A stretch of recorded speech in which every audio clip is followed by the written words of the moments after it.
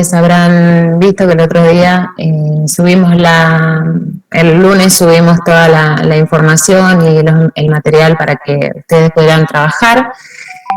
Vamos a estar trabajando lo que sería pobreza, lo que es vulnerabilidad, lo que es derecho al hábitat, para poder hacer, digamos, una unión, digamos, un ensamblar el tema que estuvimos tratando la otra semana con Michelle, sobre los terrenos de Guernica.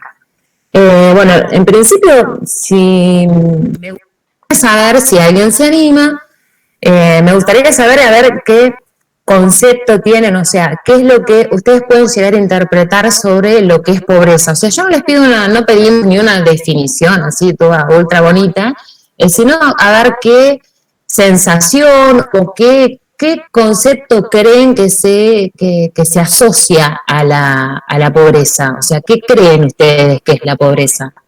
Buenas tardes, ¿me escucha? Enzo, ¿sí te escuchó? O sea, un concepto básico que tengo yo de pobreza es, por ejemplo, que una familia en un hogar no tengan un acceso de ponerle a agua corriente, a servicios básicos y tampoco también al alimento que un hogar, una familia necesita diariamente para poder subsistir, en pocas palabras. Bien. Entonces, en sí, por lo que vos me estás diciendo, falta de acceso a servicios que por ahí son básicos y alimentos, bienes que son básicos justamente para subsistir. Ahí, ¿sí? Ahí También se asocia como algo de pobreza al no poder acceder a esos bienes básicos, tampoco accedes a la materia prima para acceder, o sea, al dinero para poder tenerlos. O sea, una escasez de dinero. Falta de recursos, entonces, falta de recurso monetario. Exacto. Bien. Yo voy anotando lo que me vas diciendo como para después poder nosotros entre todos armar algo, como quien dice, que es una de las consignas que tenemos en el trabajo práctico. Recursos monetarios. Bueno, ¿alguien más se anima? ¿No? Sumando a lo que dijo Enzo, también se ponen en juego las condiciones de la vivienda. Estoy hablando sobre Agustín, ahí está, te estaba buscando, perdón, te estaba buscando. Por eso me di cuenta. Sí. ¿Cómo me dijiste, Agustín? Que se suma a lo que dijo Enzo, las condiciones de la vivienda. Iba a agregar algo, pero era bastante redundante. O sea, los servicios públicos también, la seguridad. Condiciones precarias de la vivienda, por así decirlo, por así sumarlo. Bien. Claro. También están los servicios como sanitarios, los bomberos, seguridad. Uh-huh. Depende de dónde esté asentada la familia en el hogar. Exactamente. Bien, ¿alguien más? ¿Se anima? Y si no, sigo. Bien. Muchas veces, cuando intentamos definir un concepto, hay conceptos que por sí solo dicen, bueno, este concepto es súper claro, es súper fácil, pero cuando lo tenemos que llevar a las palabras, nos resulta muy difícil de ubicar ese concepto con palabras. O sea, ¿cómo ubico? ¿Cómo conceptualizo esto? Cuando, por ejemplo, un ejemplo por ahí que suena medio raro y que a veces no sabemos cómo definirlo. Cuando uno dice habla del Estado, ¿qué es lo que está diciendo que me habla del Estado? Bueno, en esta situación nos pasa lo mismo. Uno cree que sabe perfectamente qué es la pobreza de acuerdo a un imaginario que por ahí tiene, de acuerdo a una sensación que tiene, ¿sí?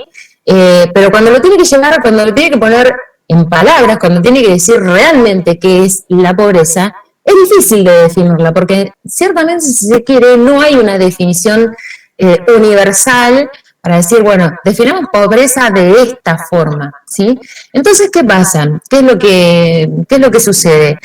Los estados, normalmente en nuestro caso, el INDEC, que es el Instituto Nacional de Estadísticas y Censos, trata de definir esta pobreza o un tipo de indigencia a través de líneas o lo que se llaman conceptos o umbrales, ¿sí?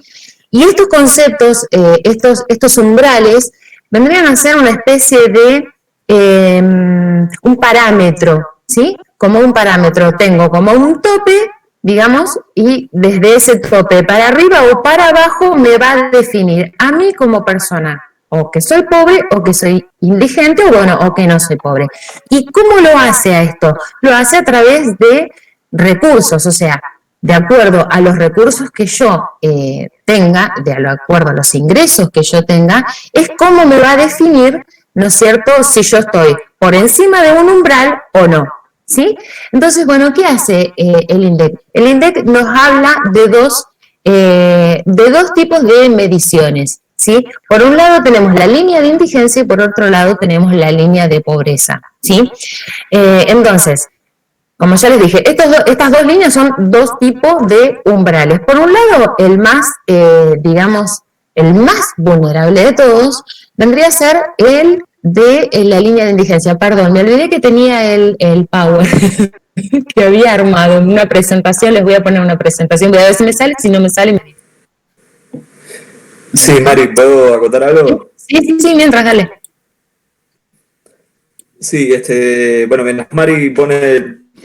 a ver, la importancia de definir un concepto, de definir qué cosa es, en este caso pobreza, que es una condición social, Sí. que abarca, es decir, un montón de cuestiones que tienden a ser, es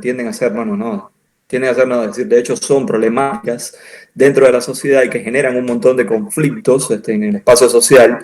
Es importante definirla, y para los estados, si bien dijo Mari que no existe un concepto universal, existe una idea, digamos, general universal de pobreza, pero cada estado tiene situaciones y condiciones específicas para definirla. ¿Por qué? Yo le pongo un ejemplo. Yo vengo de Cuba. Cuba es un país que tiene acceso libre e irrestricto a la educación, a los bienes y servicios de la sociedad, a la salud, etcétera, etcétera. Pero tiene una condición socioeconómica general, es decir, entre su población, de bajos ingresos. Las personas perciben generalmente bajos ingresos, la mayoría de su población.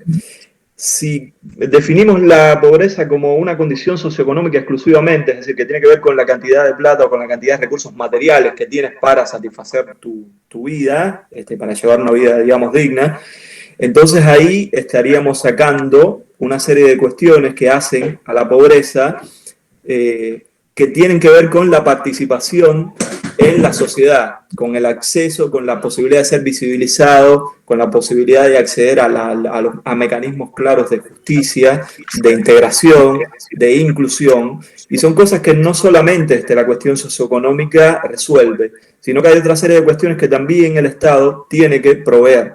En el caso de Cuba, concretamente, uno podría decir que todas las personas son pobres en un sentido, digamos, material, o la mayoría de las personas son pobres en un sentido material, pero tienen acceso a cosas, a la cultura, a la educación, a la salud, entre otras cuestiones que hacen a la vida social de manera restricta, universal y gratuita.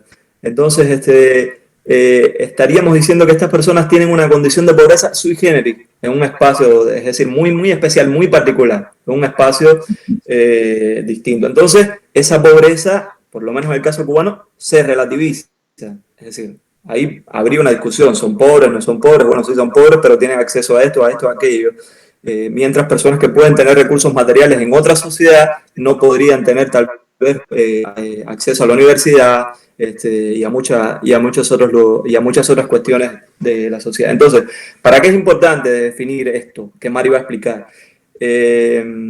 ¿Por qué? Porque los gobiernos tienen que tomar acción, tienen que determinar líneas de acción para combatir lo que hace a las desigualdades, a la exclusión dentro de las sociedades, para lograr, en principio, lo que procuran los gobiernos es conseguir la paz social, que no haya conflicto.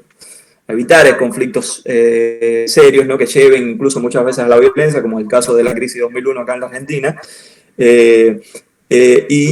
y mejorar o intentar de algún modo que se den las posibilidades, tanto materiales como digamos, simbólicas, para que las personas se desarrollen dentro del espacio social. Entonces, para eso necesita determinar qué cantidad de personas dentro del espacio social no pueden satisfacer esas necesidades, ya sea materiales o de otro tipo. Y para eso el gobierno los gobiernos lo que hacen es utilizar la estadística. Y a lo que Mari se va a referir directamente son a métodos estadísticos que se usan específicamente en la Argentina para determinar cuáles son las líneas de pobreza, cuál es la línea de pobreza, es decir, cómo se determina que una persona o un hogar se considera pobre y que necesita asistencia del Estado o necesita por lo menos atención y está en un umbral de vulnerabilidad. Y cuando una familia está incluso por debajo de eso, es decir, es indigente, quiere decir que ni siquiera llega a cumplir las necesidades básicas. A partir de ahora, bueno, Mari les va a explicar en términos estadísticos qué significa cada una de estas cosas. Yo en este momento no los estoy viendo porque estoy compartiendo la imagen y bueno, no sé cómo hacerlo, pero creo que ustedes sí, acotando un poquito a lo que están diciendo Michelle, esta cuestión de la condición socioeconómica en la que una persona se encuentra, digamos, en un estado, en una situación de pobreza, ¿qué es lo que hace? Obligatoriamente se ve forzado, ¿sí?, a ser privado o se privatiza de sus propios derechos como ciudadano, ¿sí?, a ejercer sus propios derechos como ciudadano. Entonces,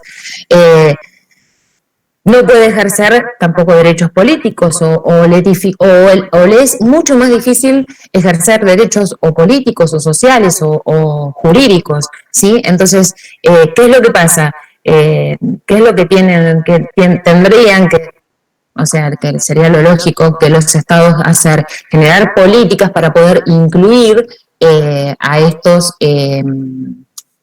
personas, ¿no es cierto? A estas personas que se consideran pobres, ¿sí? ¿Por qué? Porque ciertamente se encuentran también en un estado.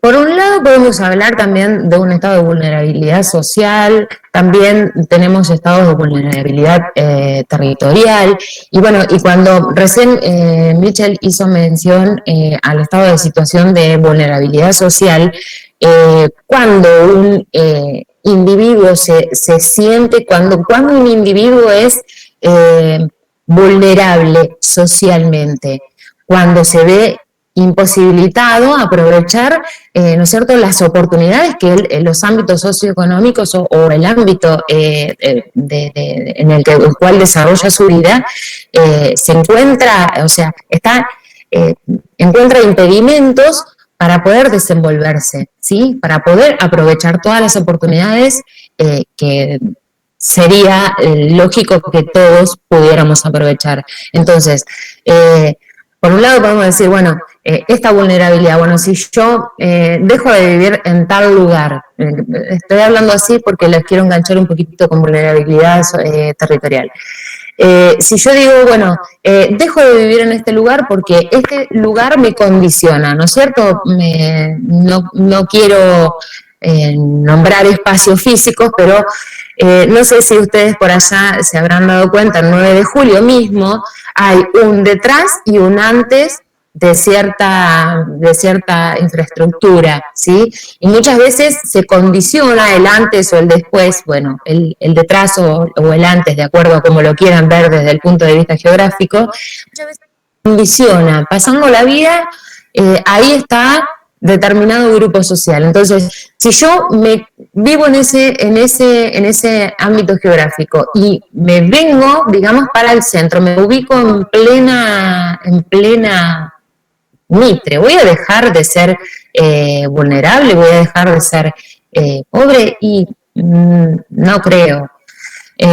Si yo ya tengo una condición, lo más probable es que me sea muy difícil salir de esa condición. Por otro lado, también esta vulnerabilidad no es estática, porque si yo me localizo físicamente en otro lugar, seguramente el lugar en el nuevo lugar en el que me voy a localizar va a ser uno acorde a mis posibilidades y seguramente va a estar también limitado a mis posibilidades y voy a seguir con esta vulnerabilidad social, ¿sí? Voy a seguir con esta sensación de desamparo. Y a esto lo podemos unir a lo que sería la vulnerabilidad territorial. ¿Por qué? Porque es esta condición, este desamparo o esta condición de vida que quizá me imposibilita a mí ejercer mis derechos como ciudadano, ¿sí? Que no, o sea, es una cuestión de la no capacidad del manejo de recursos. Yo no sé si ustedes me están entendiendo, espero de que sí. Yo no los estoy viendo ninguno, no veo sus caras, espero de que sí. Mari, sí. Sí, sí, la interrumpo más, Mari, un momentito, para decir, ayuda a Mari, está un poquito nerviosa, me parece, ¿no, Mari? No, para ahí lo que pasa es que puse muy temprano la filmina y bueno, entonces quiero apurarme para llegar ahí, aparte para no dormirlos a los chicos. Sí, Pero chicos, la cuestión de vulnerabilidad hace a todas esas cosas que dice Mari, y la vulnerabilidad social es un término mucho más general que engloba al daño posible que una persona está expuesta porque no reúne determinadas condiciones que le hacen pertenecer al todo integrado de la sociedad. Y cómo se expresa eso en términos territoriales, es decir, cuando uno está en un lugar, en un espacio, Mari definió antes o después de la vía, por ejemplo, si bien no hay demasiada diferencia en este momento, como tal vez la hubo en otro, estar en un lugar que te posibilita más, que te da más oportunidades para desarrollarte, no es lo mismo que estar en un lugar que tiene menos. Un lugar con más infraestructura, con más posibilidades, con más, no sé, por ejemplo, más escuelas, más calles, más posibilidades de acceder a los servicios, etcétera, contribuye muchísimo más al desarrollo de las personas en el espacio social. Y vivir en un espacio que tiene nuestra infraestructura desarrollada, no es lo mismo que vivir en un espacio que no lo tiene. Entonces eso es lo que más o menos habría que definir, ¿no? Entender, ¿no? Que son todas cuestiones que hacen que se dimensionan o que se magnifican con la condición de la pobreza. Bien, recién retomo unos conceptos que había recién hablado Enzo en cuanto a familias con falta de acceso a servicios básicos y de vivienda. Justamente, familias pobres se van a encontrar en esta situación de vulnerabilidad. Este es un tipo de vulnerabilidad, ¿sí? Un tipo de vulnerabilidad. Un segundito. Dos cosas. Sí. Una, veo que tu compu no está enchufada y tenés poca batería y es probable que se te corte antes de que termine la clase. ¿Tenés ahí para enchufarla? Para tomarte un segundito y enchufarla. Ya.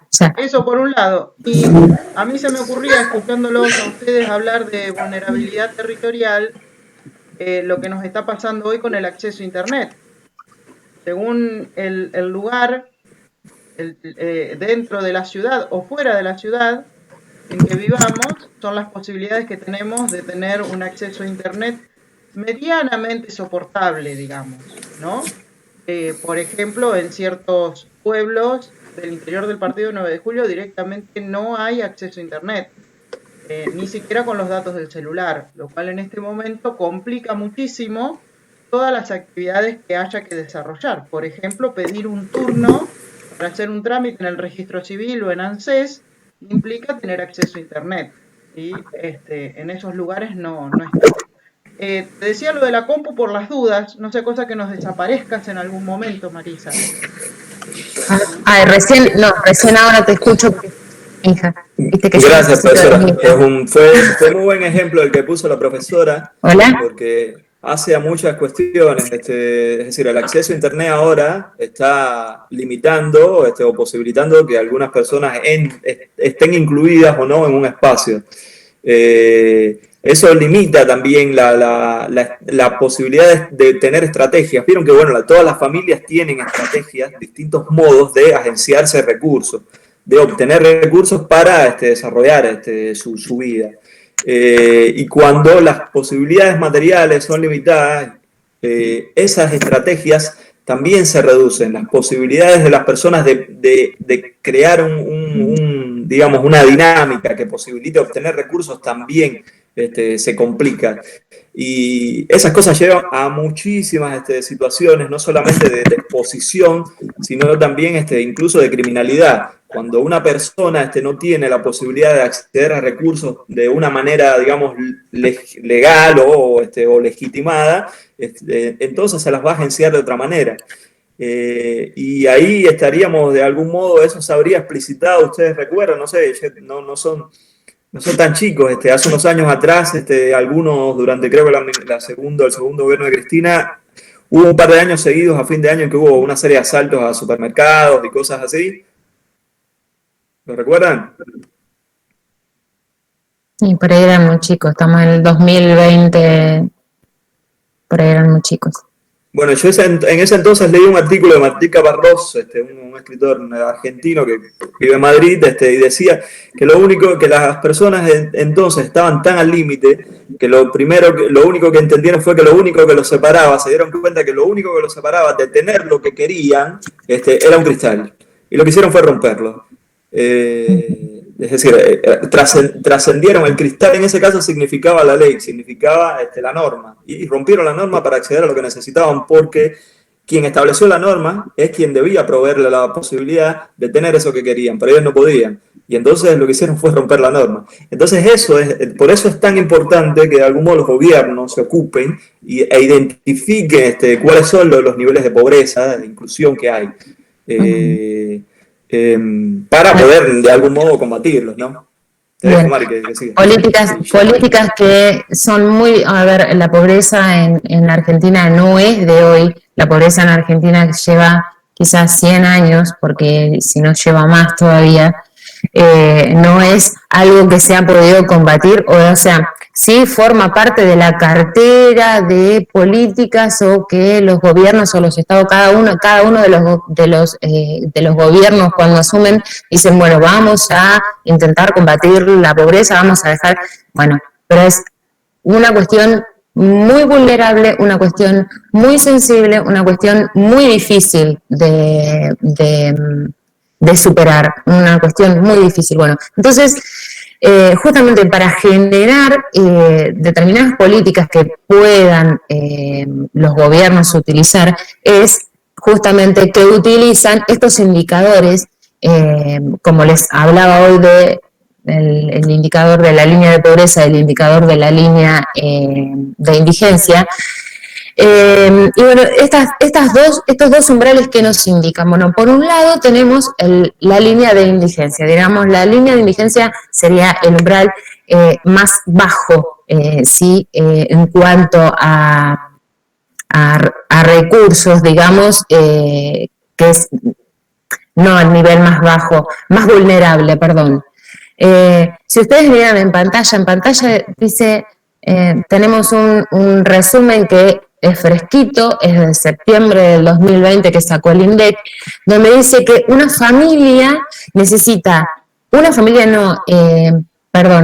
persona, ¿sí? Un adulto equivalente necesita 6.288 pesos para no ser considerado indigente, ¿sí? Entonces, bueno, y por el otro lado, en el otro lado de la pantalla está la canasta básica total. ¿De qué se compone la canasta básica alimentaria? Tenemos ciertos alimentos básicos, ¿sí? Solamente alimentos básicos que componen una canasta en la cual nutricionistas dicen, bueno, una persona para poder desarrollarse sanamente necesita determinada cantidad de proteínas, de nutrientes, bueno, entonces se establece una canasta de alimentos que sí o sí esa persona va a necesitar de acuerdo a las proteínas que necesite esa persona para desarrollarse. Entonces, bueno, esta canasta básica alimentaria de estos alimentos tiene un tope que sería una determinada cantidad monetaria, ¿sí? Un valor, tiene un valor monetario. Pero, insisto, lo único que cubre serían alimentos, ¿sí? Por eso se llama canasta básica alimentaria. Solo cubre alimentos. Entonces, aquella persona o aquellas familias que no lleguen a cubrir esa canasta básica alimentaria, se las considera que están por debajo de la línea de indigencia. O sea, no llegan ni siquiera a poder alimentarse con los nutrientes y las proteínas que necesitan para poder desarrollarse. Ahora bien, la canasta básica total, ¿hacia dónde se extiende? Se extiende a, ya en este momento, ya ahora consideramos, sí, alimentos más vestimenta, por ejemplo, sí, y determinados bienes que no necesariamente alimenticios, sí, y entonces ahí tenemos un umbral que es un poquito más elevado, ¿sí? Entonces, aquella familia o aquellas personas que logren superar esta canasta básica total, digamos, de bienes y servicios, aquel que logre no va a ser considerado pobre. Ahora, aquella familia o persona que se encuentre por debajo de esa canasta básica total, sí va a ser considerada una persona pobre o familia pobre, ¿sí? Hogar pobre. A ver, cuando nombramos hogar, normalmente nos referimos a mamá, papá, hija, hijo. O sea, 2 hijos, papá y mamá. Bueno, por otro lado, ¿cómo se establecen? ¿Cómo hago para medir? ¿Cómo hago para obtener los valores de estas canastas? Los valores de estas canastas, también el mismo INDEC realiza determinadas encuestas, que es la encuesta permanente de hogares, ¿sí? Entonces, hace como una relación, ¿sí? Para obtener, o sea, de esta relación entre las encuestas que se hacen, es para determinar, bueno, a ver, ¿qué cantidad de familias tengo en línea, por debajo de la línea de indigencia, por debajo de la línea de pobreza, ¿sí? Y qué familias no, ¿sí? Entonces, bueno, los precios habitualmente, yo no sé si ustedes verán por las propagandas o bueno, por los noticieros, normalmente se dictamina un índice de precios al consumidor, ¿no es cierto?, que se supone que son baratos en algunas cosas, pero no son tan baratas. Y bueno, y se establece también un parámetro, o sea, si nosotros en una familia, nosotros tenemos la familia constituida por papá, hija, hijo, vamos a tener que tomar en cuenta a un hombre, o sea, el INDEC toma como parámetro al señor, pongámosle al papá de familia, que sería el adulto equivalente. Ese adulto equivalente va a necesitar, no sé, si sale a trabajar y se ocupa de sus hijos y de su casa, va a necesitar determinada cantidad de proteínas, que creo que serían unas 2.700, no me acuerdo en este momento, pero no va a ser, calorías, perdón, pero no va a ser, muchas gracias, no va a ser lo mismo que una mujer, tampoco va a ser lo mismo que un niño, ¿sí? Entonces se hace una regla de 3 simple, donde, bueno, ahí se va a calcular a ver qué cantidad de calorías necesita cada una de las personas, ¿sí? Y así se va a completar esta canasta básica esta canasta básica total para en cuanto a alimentos por un lado y a insumos, a vestimenta, a transporte, bueno, más o menos. Por otro lado, tenemos otro índice que, a ver, voy a seguir porque a la final hice el power para nada. Porque me quedó ahí. Espera, Mari, Me Está, parece sí, que tendríamos que detenernos y hacer un feedback, preguntar a los chicos que... bien. Bueno, miren, justito no me había dado cuenta o sea, estoy como inexperta y les pido mil disculpas por esto. Yo, dentro del boletín que sacó el INDEC, había sacado información, ustedes si miran en la pantalla, miren, un hogar con 3 integrantes, por un lado tenemos la canasta básica alimentaria, por el otro lado tenemos la canasta básica total, recuerden, por un lado línea de indigencia, por el otro lado línea de pobreza. Un hogar con 3 integrantes necesita 15.469 pesos para no quedar bajo la línea de indigencia, ¿sí? Con 4 integrantes que yo creo que esto no alcanza, o sea, yo no sé si a lo mejor es chiste o qué, pero bueno, porque creo que 14.430 pesos para 4 personas únicamente, no sé qué opinan ustedes. Efectivamente está desactualizado eso. ¿Esto? Es de septiembre, no, bueno, a lo mejor hay una más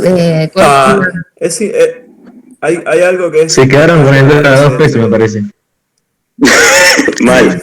Hay algo importante que hay que señalar, que es este índice que se establece a través del índice de precios del consumidor y toma una serie de productos referenciales a valor de mercado, promediado.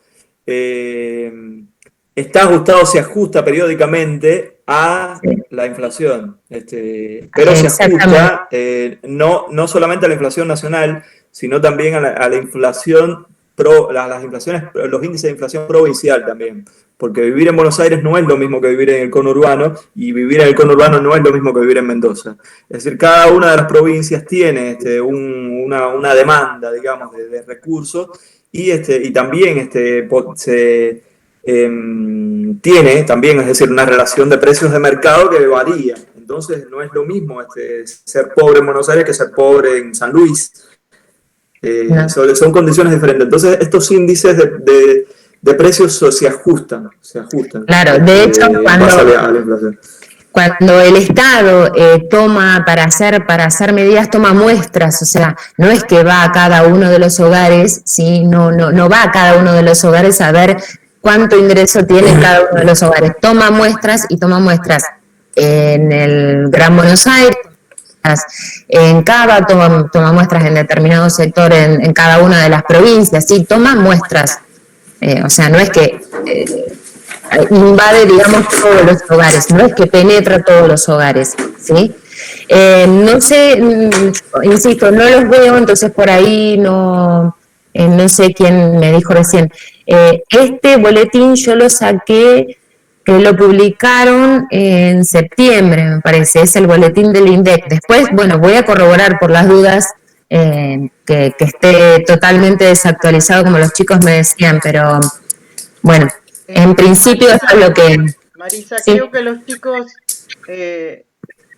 creen que está desactualizado. En realidad, de estos datos dependen otros datos estadísticos que tienen que ver con el índice de precio al consumidor, con la inflación, Claro. con el cálculo de las tasas de interés.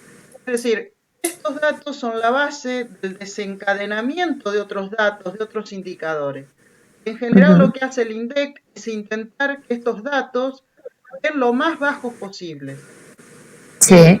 Y en esa, digamos, manipulación que hay de los datos estadísticos, se genera este desfasaje, ¿no? En algunos momentos históricos fue mucho más profundo y más terrible. Recuerden que en algún momento se dijo que la Argentina tenía menos pobreza que Alemania y que tenía un 4% de pobres. Y que una familia comía con 12 pesos por día, como si hoy se dijera que con 100 pesos por día una familia de 4 personas puede comer. Entonces, sí, son datos en algunos casos que no nos conforman, que no representan nuestra realidad, pero tenemos que pensar que por más que estos datos no nos conformen, son los datos en base a los cuales se establece si una persona es pobre o es indigente o no es ni pobre ni indigente. Entonces, son datos muy importantes. No es que están desactualizados, sino que están como desinflados, digamos, ¿no? Es decir, se han tomado los precios más bajos. Si ustedes buscan Van a ver, por ejemplo, que el kilo Claro. de pan para el INDEC puede estar a 20 pesos. Y nosotros no Claro. conseguimos el kilo de pan a 20 pesos en ningún lado. Entonces, Claro, Qué por loco eso que en un yo les país decía, por eso que él, hablando de esto. ¿cómo, Tomás? Qué loco, digo, que en un país tan lleno de recursos tengamos que estar hablando de esto. Sí. bueno, vos cuando les contaba, ¿se acuerdan que les dije? Hay precios que dictaminan, que dicen que son tales, cuestión de que no me parece que sea así, yo no los veía así. Por eso cuando les hablaba de los precios, que el Estado dice que nosotros tenemos que ir al menor precio, ¿vieron esto de los precios cuidados, qué sé yo? Los precios cuidados no están en ningún lado, o sea, no se ven en ningún lado. Forma parte, digamos, de todo este combo que por ahí no entendemos, de cosas que no entendemos. A veces que también los precios cuidados los Sí, tenés claro. que observar porque vos viste que está más barato a lo mejor sin el precio cuidado que con el precio cuidado también. Uh-huh.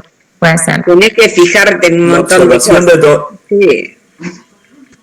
la observación de Tomás es importante, eso, ¿no? Es decir, qué cosa, ¿no? Es decir, que un país que produce Sí, de alguna hay modo recursos. tanto recurso alimentario, y, bueno, y no es el único, ¿eh? Es decir, países que tienen índices de calidad de vida muchísimo más altos tienen estos problemas y peores, la franja de desigualdad y la cantidad de pobres e indigentes acumulados en términos, digamos, ¿no? estadísticos y concretos es exorbitante en muchísimos lugares.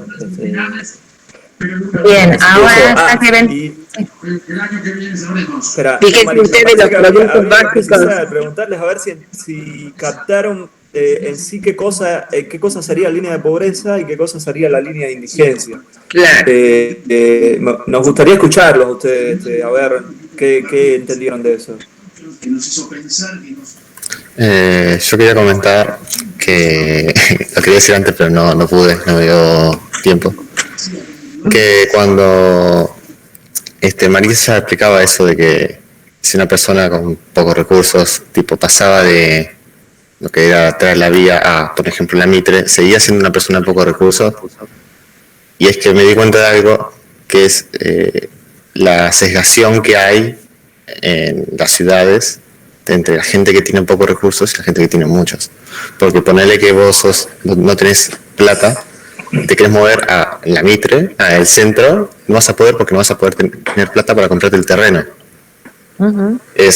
Si vos tenés tanta cantidad de plata, solamente vas a poder estar en lugares con gente con la misma cantidad de plata que vos. De ahí la vulnerabilidad territorial que hoy les comentaba. O sea, Eso que Juan Martín, ¿no? Sí. sí. Sí, eso que Juan Martín dice es muy importante. Sí. Eso, es decir, tiene mucho que ver con la manera en que se han transformado a lo largo del tiempo los espacios urbanos, que es algo que hace mucho también a las posibilidades de desarrollo de las personas dentro del espacio y de gozar del espacio habitado. Hay muchos fenómenos que derivan de eso. No solamente tiende a haber una especie de sectorización regida por términos económicos de las ciudades, es decir, una especie de identificación, lugares que son más de ricos, lugares que son de personas más de clase media, personas pobres, etc. Y empieza a haber no solamente, es decir, es como una especie de síntoma de que esa división que se da en principio por cuestiones socioeconómicas se empieza a reflejar en el espacio también. Es decir, se empieza a reflejar en lo visible, en la infraestructura, en el acceso, en la movilidad incluso. Porque un lugar donde habitan personas que tienen recursos es un lugar con carreteras, es un lugar con edificios, es un lugar con lugares para pagar o para conseguir recursos. Y un lugar donde viven personas de muy pocos recursos, y vamos a poner, por ejemplo, no sé, una villa, es un lugar que está poco urbanizado, que tiene pasillos estrechos, que no hay que para llegar a pagar por un servicio, suponiendo que lo tuvieras, tienes que caminar un montón, o si vas a ir a un kiosco tienes que ir a otro lugar, donde se manejan niveles de informalidad, donde los chicos no tienen un espacio público, pensando chicos no, incluso los adultos no tienen un lugar donde recrearse. Esas son cosas importantes. La movilidad entre un espacio y otro y la segregación que se va creando imposibilita, dificulta y en extremo imposibilita que las personas en el espacio coincidan y se encuentren. y se produzca, es decir, esa sensación directamente de comunidad. Y se creen esos espacios identificados donde unas personas sienten que pertenecen a un lugar y otras personas sienten que pertenecen a otro, y parecieran a veces dos mundos irreconciliables, ¿no? Bueno, nada, eso.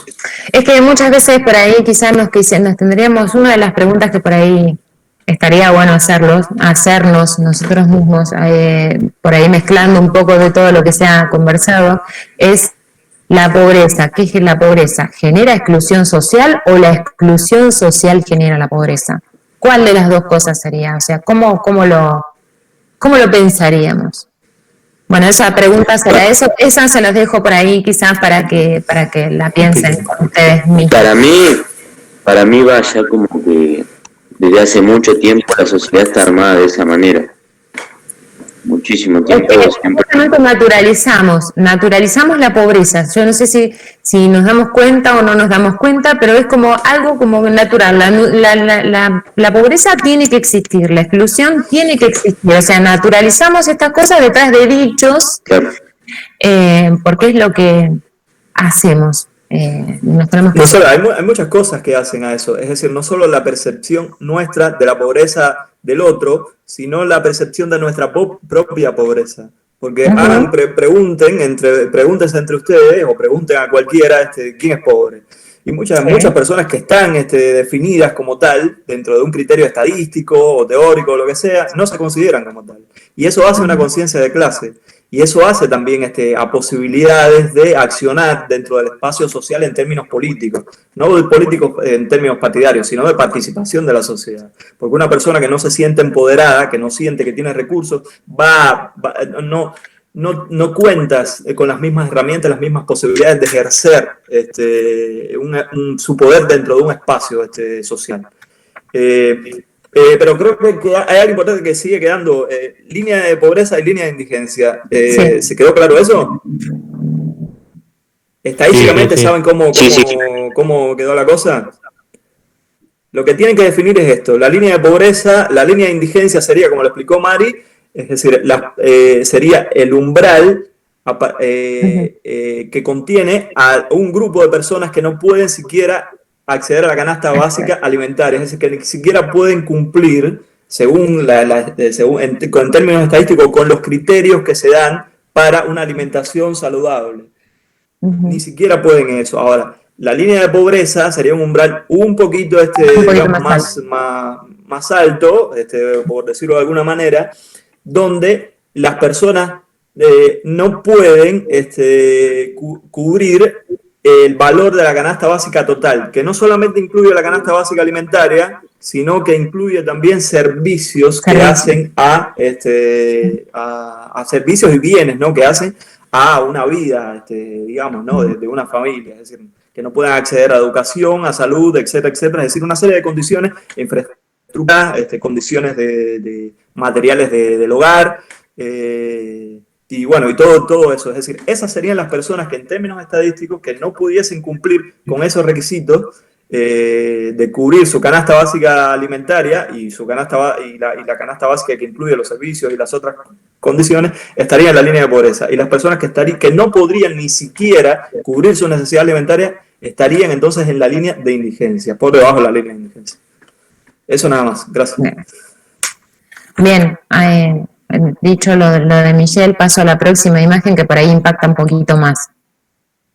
En el mismo boletín que encontré del INDEC, en el mismo boletín no, perdón, es en otro. Estos son datos de lo que sería el primer semestre del año 2020, de enero a junio del 2020. Estos son datos, o sea, que se tomaron, o sea, se traen ahora, donde tenemos 3 meses sin pandemia prácticamente y 3 meses con ya la limitación de la pandemia. Si ustedes miran, sobre un total de población de 45.376.763 personas, si ustedes miran, hay 28,6 millones de personas, ¿sí? Porque ya estamos hablando de millones de personas que están consideradas por debajo de la línea de pobreza. O sea, es pobre, o sea, y por otro lado, si lo llevamos a los hogares, bueno, sí, son 9,4 millones de hogares, ¿sí? O sea, que están por debajo de la línea de indigencia. Esto es terrible.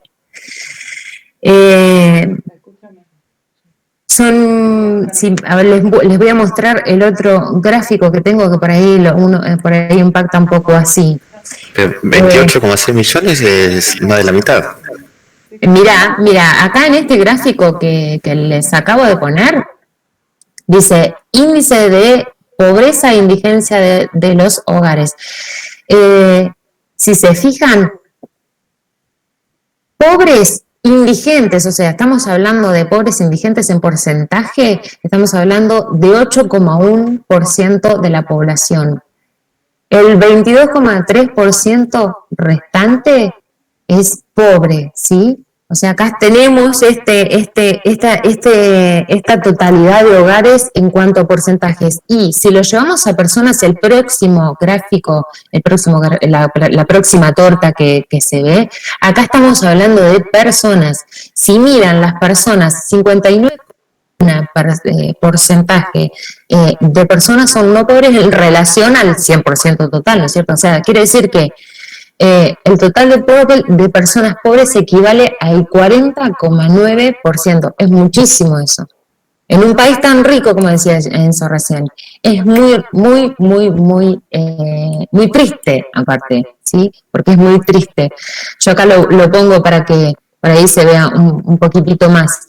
Y acá estamos, de los 45 millones de personas que hoy le hablaba, bueno, ¿Esto acá, a nivel global o nacional? Argentina completa. O sea, Argentina completa, o sea, la totalidad de la población, de los 45 y pico de millones de personas que les mencioné hoy, mira, por debajo de la línea de pobreza se encuentran 11.680.000, bueno, 575 personas. Es muchísimo. Y por debajo de la línea, muchísima cantidad de gente. Por eso decía, o sea, si hacemos un global, uno mira la tortita de las personas pobres, tenemos casi la mitad, no voy a decir la mitad, pero casi a la mitad de la Argentina con personas pobres. Y esto es triste. Yo no sé si alguien quiere acotar algo, quiere decirnos o contarnos algo, o a ver si, porque me quiero tratar de apurar porque ya llegamos a 1 hora y si no se me van a dormir. ¿Tienen algo que quisieran compartir? ¿No? Bueno. No, yo no. Pero ahora no. Yo simplemente agregarles que si les pareció que estaba mal cómo se habían calculado las canastas, con esas canastas se calculó la cantidad de pobres y de no pobres. Es decir, sí, que entonces tenemos que pensar que la cantidad de personas pobres y la cantidad de hogares pobres es mucho mayor a lo que se está planteando. Si ya nos parece terrible que tenemos en estos gráficos el 40% de las personas pobres en el país, ustedes pueden calcular tranquilamente un 20% más. ¿Sí? Y como dijeron antes, creo que lo dijo Tomás, en un país que produce alimentos calculan 400 millones de personas, tenemos un 10,5% de la población, es decir, unos 4 o 5 millones, que no alcanzan a cubrir sus necesidades básicas alimenticias, lo cual habla muy mal de nosotros, ¿no? Como país, como sociedad. Bien, eso era todo. De nosotros no, porque básicamente nosotros somos uno más. Habla de los que realmente tienen el poder y no hacen nada. Habla muy mal de ellos. Sí, pero Y nosotros votamos. Nosotros, Tomás. Nosotros. Yo hablo de que todos tenemos que actuar desde nuestro lugar para que esto se sepa, para que podamos empezar a tener discusiones serias con respecto a la pobreza y a la indigencia. Cuando digo nosotros, hablo de los argentinos, hablo de nosotros como sociedad, y que en realidad somos un colectivo que muchas veces apoyamos medidas que precisamente contribuyen a seguir cargando las tintas sobre los pobres, como que los pobres fueran pobres porque quieren, ¿no? Como que los pobres fueran los culpables de que nos vaya mal. Y en realidad la pobreza está demostrando que hay ciertas cosas que no las estamos haciendo bien, o hay ciertas decisiones que no se están tomando correctamente, que habría que mínimamente repensarlas, ¿no?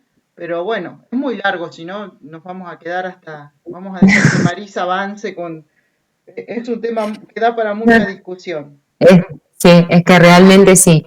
Bueno, y les voy a hablar ahora de uno de los últimos índices. Hay muchos índices, chicos, los que el INDEC saca. Para sus políticas, para las políticas de Estado, son muchos los índices, sí, pero yo solamente me aboqué a estos, nos abocamos a estos con Michelle, justamente para poder englobar lo que habíamos comenzado desde un principio con la toma de tierras de Guernica.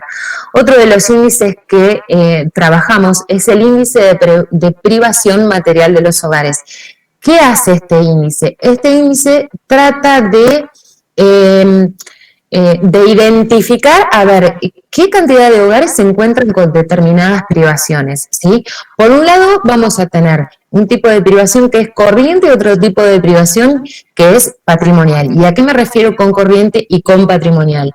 Por un lado, si nosotros nos ponemos a pensar, si quisiéramos comprarnos, por ejemplo, una casa, ¿qué necesitamos de determinados ahorros para poder hacer determinada inversión, ¿sí?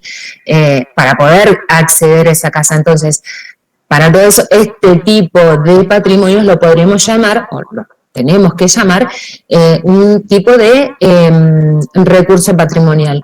Por otro lado, tenemos los recursos corrientes. Los recursos corrientes son los que nos permiten a nosotros acceder a esta canasta básica mínima de alimentos, ¿sí?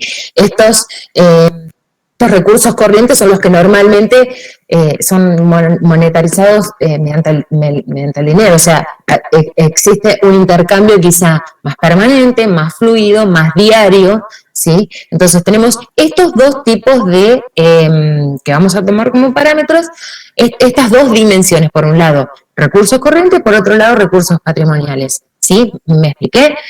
Bueno, entonces, ¿qué hace el índice? ¿Qué es lo que mide el índice de privación material de los hogares? Si existiera algún hogar, o sea, los hogares, aquellos hogares que tengan algún tipo de privación, sea de tipo corriente o patrimonial, vendrían a ser considerados pobres, ¿sí?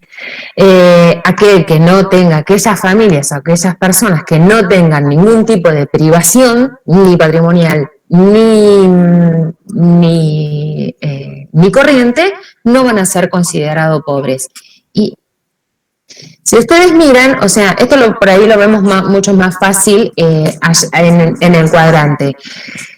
En el cuadrante donde dice, en el cuadrante de la derecha, arriba sobre la derecha, dice sin privación. ¿Qué me está queriendo decir? Que estas familias, o el grupo de familias que conforman, que se encuentran dentro de este cuadrante, no tendrían ningún tipo de privación, ni corriente ni patrimonial. Es decir, tienen suficientes recursos como para tener una casa, un hogar, pero un hogar en buenas condiciones, no sé, yo les voy a mencionar algunas por ahí, ustedes suenan a pavadas, pero con su aire acondicionado, con su plasma, o sea, las condiciones habitacionales son excelentes, o son muy buenas, o bueno, permiten que sea considerado un hogar sin privación.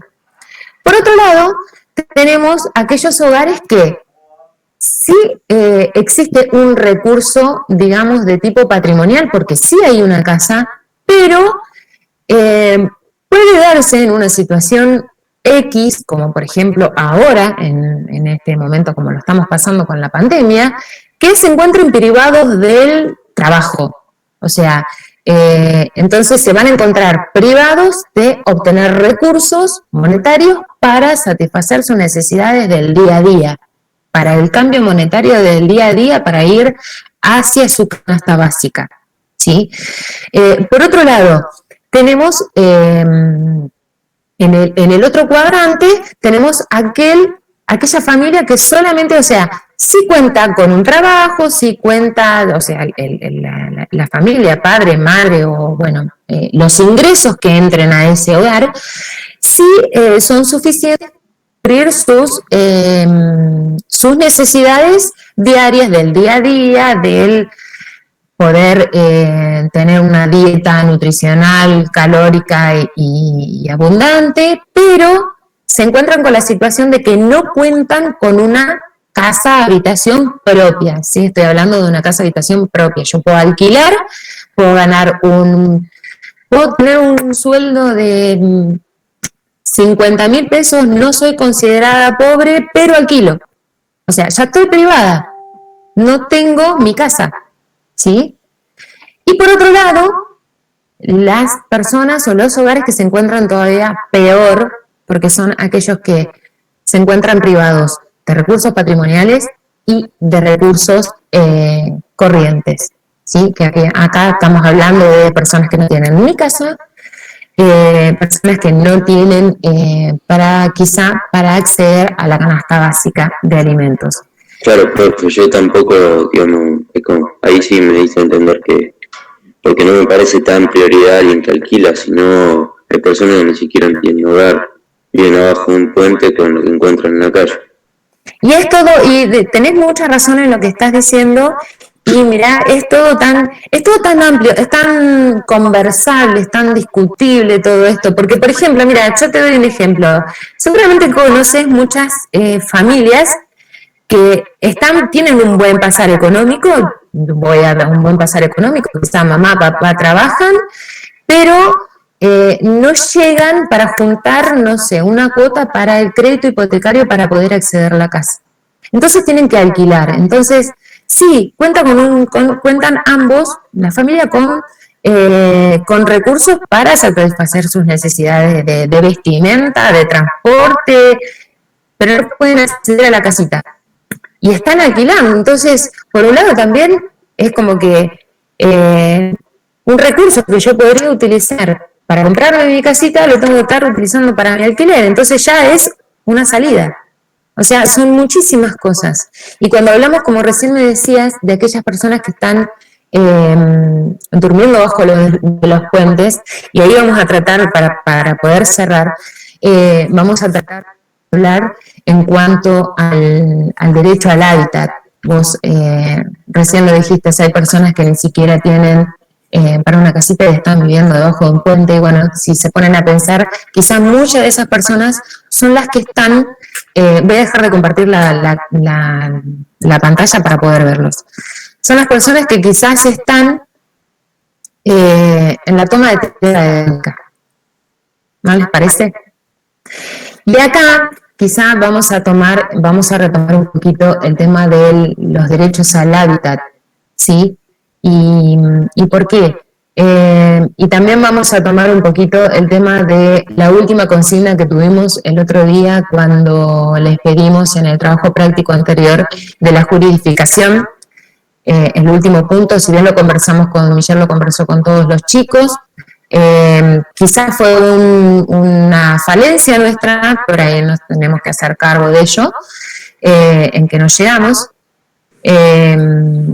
Y en cuanto a este derecho al hábitat que tenemos todos como seres humanos y no vivir debajo de un puente, como creo que Enzo me dijo recién, creo que era Enzo el que lo mencionó. Yo, profe.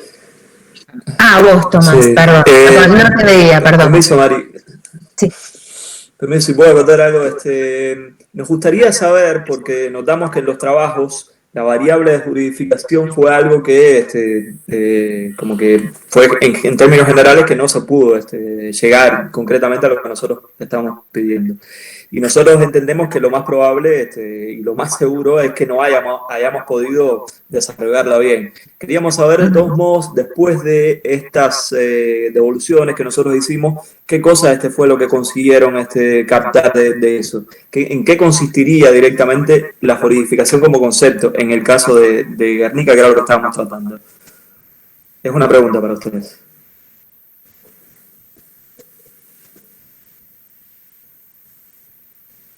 Yo creo que a lo mejor ya están cansados. ¿Hay alguien vivo?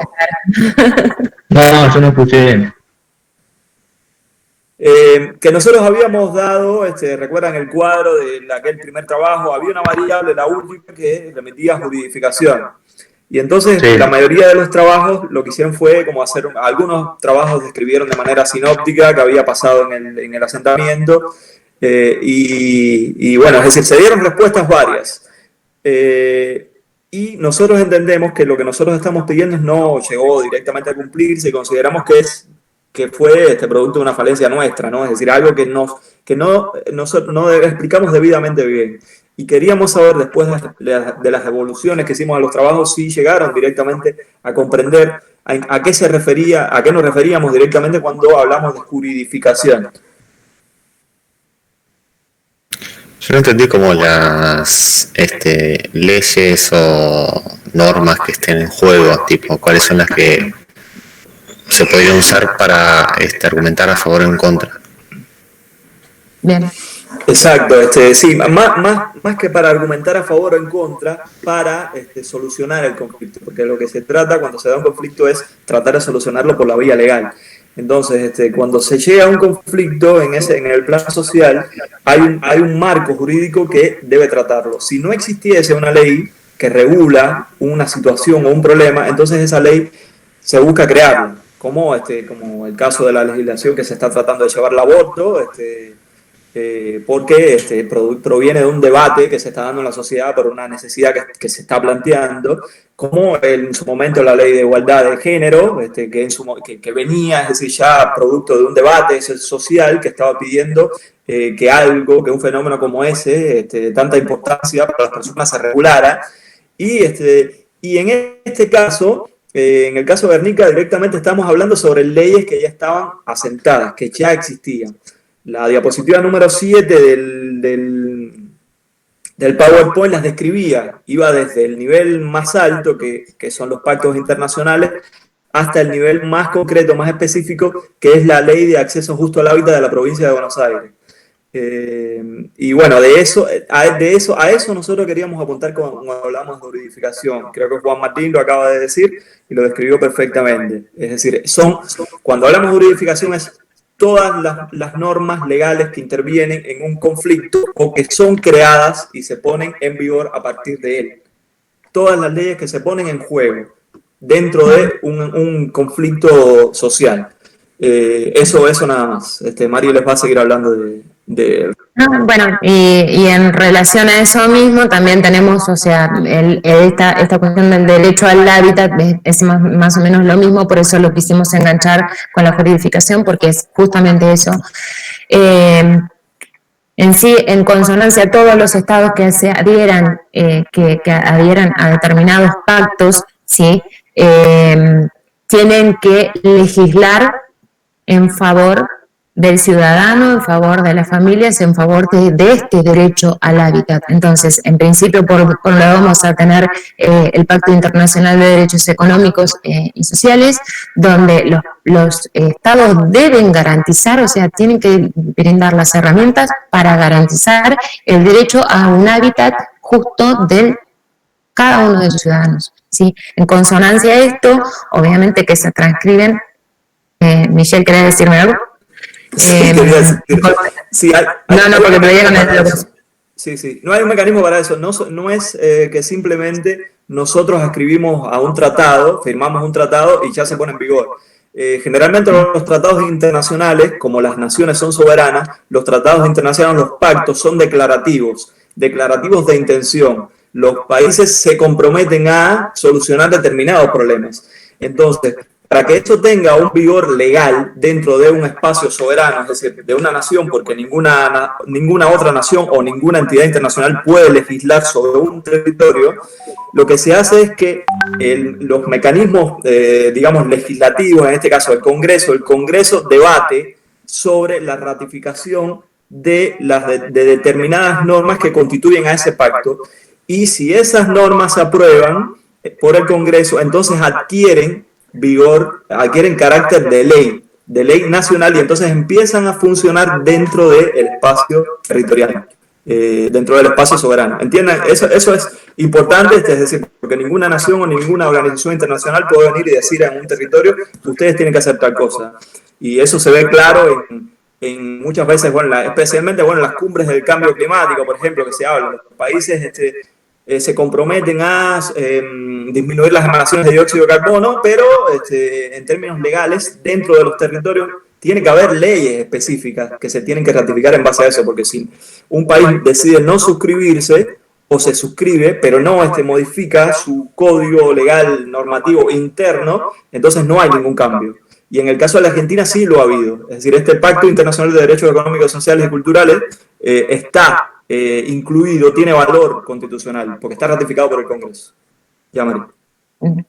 Bien, bueno, además de esto tenemos de este pacto adhiere la Constitución Nacional en su artículo 14, como ya lo habíamos visto en la clase pasada, adhiere la Constitución de la provincia, y en esto que Michelle hablaba de lo del Congreso y qué sé yo, que se debe sancionar leyes, bueno, se sancionó la ley del derecho justo al hábitat en la provincia de Buenos Aires, y cada una de las provincias legisla, ¿cierto?, de acuerdo a sus características, cada una de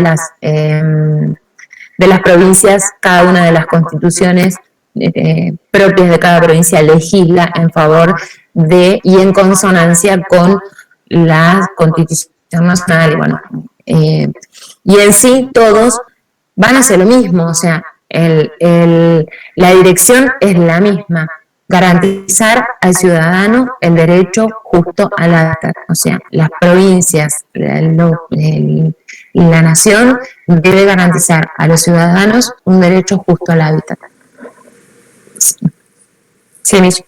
¿Les parece que leamos ese artículo, que es el artículo 11 de la ley de acceso, no la ley completa, sino el artículo 11, lo que dice concretamente, Mari? ¿Lo puedes leer? Dice el derecho, sí.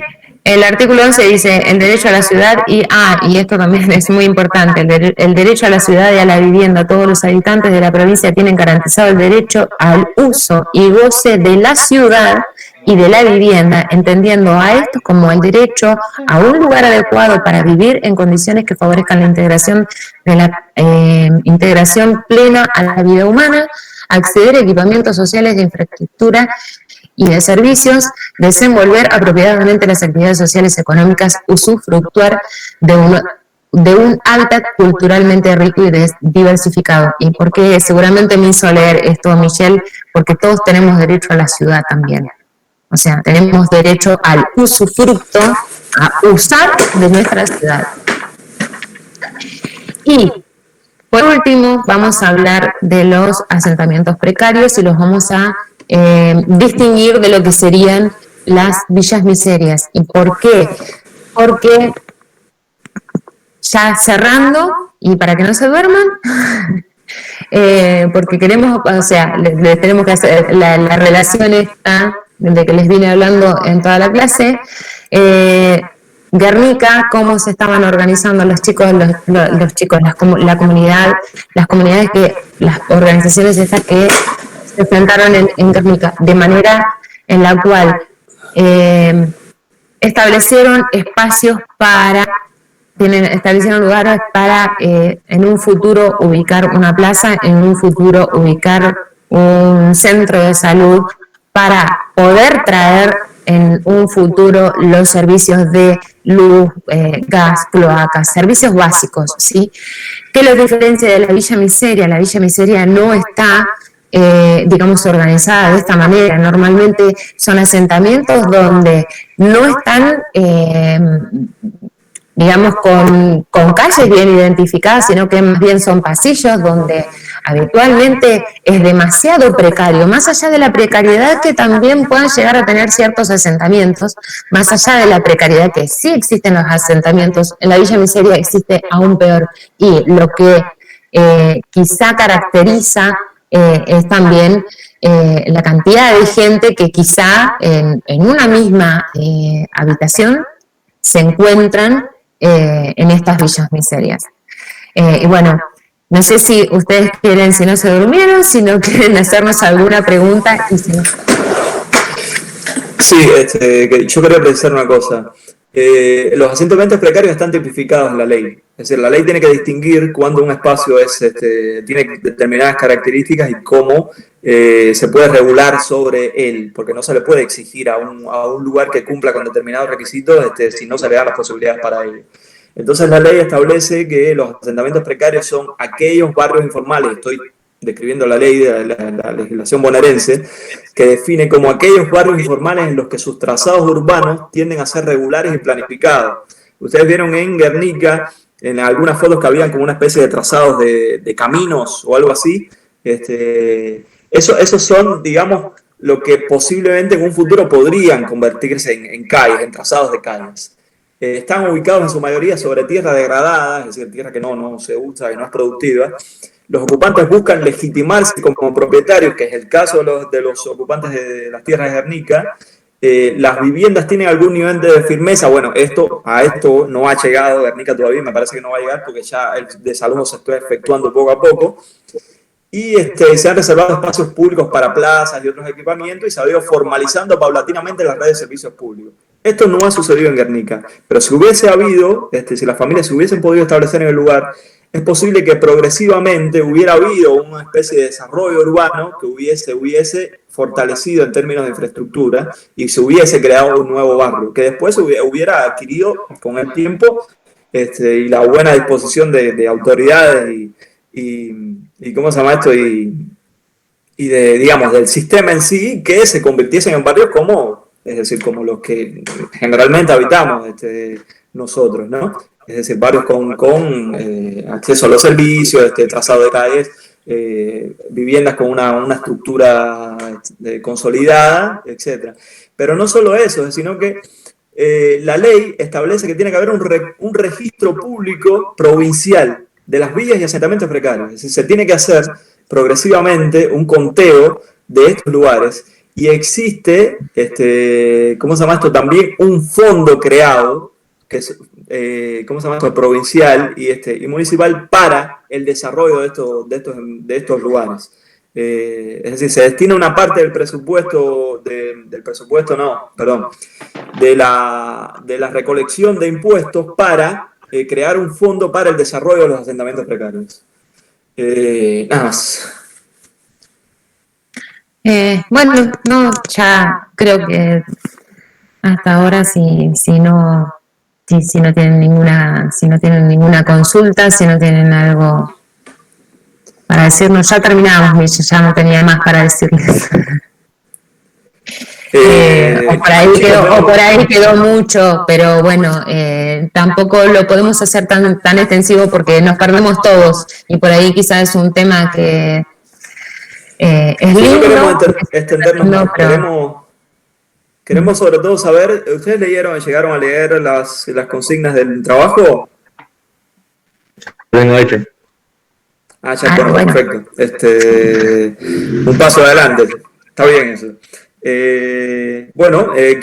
Quienes están acá que no lo hayan resuelto, tienen alguna duda, porque todas las preguntas que están incluidas en ese trabajo tienen relación con las cosas que hemos estado hablando hoy. Si algo no quedó claro, por favor, es decir, comuníquense con nosotros por las vías que les dimos, ¿no? Es decir, por las vías que ustedes estimen. Y bueno, las condiciones para la entrega son las mismas que las de la última vez, es decir, no hay nada extraordinario. No sé si Mari quieres agregar algo. No, si alguno de los chicos no tiene ninguna pregunta, los dejamos. ¿Pueden repetir las condiciones? No sé si Karina. ¿Ay, cómo? No escuché quién habló. Tomás habló. Yumi. Creo que quiso preguntar sobre las condiciones de entrega y bueno, la fecha está fijada en el material que subieron y se sube a Classroom, o me lo pueden hacer llegar a mí, se lo reenvío a los profes o directamente lo envían por correo a los profesores. También tenemos el grupo de WhatsApp, así que aquel que quiera entregar su trabajo va a encontrar caminos para hacerlo llegar, ¿no? Queremos aclarar, es decir, agradecemos mucho que hayan entregado a tiempo a todas las personas que lo hicieron. Quienes no lo han entregado, los animamos a que entreguen, porque cuando termine nuestra práctica, nosotros cumplimos y los trabajos que queden por entregar los va a calificar la profesora, que es muchísimo más rigurosa que nosotros. No, no te van a creer eso, no te van a creer eso. Bueno, Bueno, bien, nos muchas despedimos gracias. entonces hasta dentro de 15 días por lo menos. Yo Ujú. les recuerdo a aquellos que tienen trabajos atrasados de antes que por favor los hagan llegar. Ustedes saben que ya terminamos una valoración, estamos comenzando con quizás la última valoración del año, así que aprovechen, estamos de oferta, 2 por 1, traten de entregar todo, así llegamos a fin de año todos contentos, ¿sí? Bueno, gracias por la Gracias. compañía. La verdad que sí, gracias. Se han mantenido. Muchas gracias por estar, chicos. Hasta luego. Nos vemos. Chau, chau. Muchas gracias.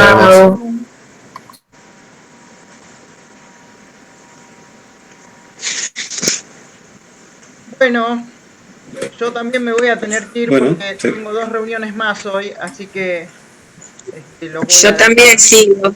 Estamos. Pero bien los chicos, muy bien. Hay 3, 4 que se destacan más sobre el resto.